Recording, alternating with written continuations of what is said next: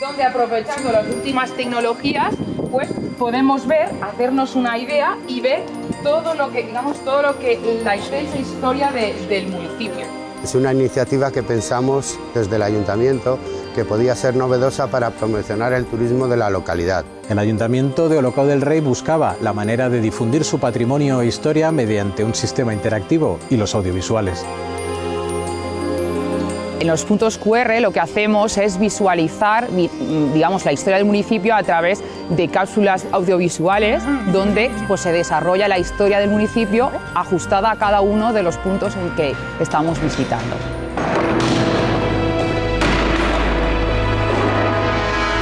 Mujer, ¿dónde están esos bandidos campesinos? Del Ayuntamiento pensábamos que como nuestro presupuesto es limitado para poder ofrecer al turista todas las horas del día necesarias para poder conocer nuestra población, buscábamos un sistema en el cual en los horarios que la oficina de turismo no está abierta, le podemos ofrecer un servicio totalmente diferente, innovador, pues aprovechando la última tecnología, la tecnología de los puntos QR, el turista revive y digamos se introduce dentro de la propia historia del municipio.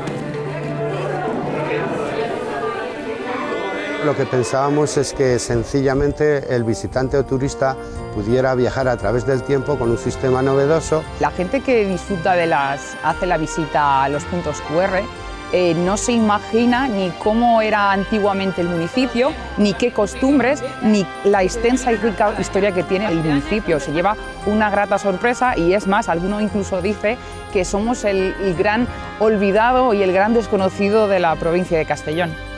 Gracias a las recreaciones históricas en forma de relatos audiovisuales, es muy fácil aprender y comprender la historia de Olocau del Rei. Yo voy a disfrutar de ella.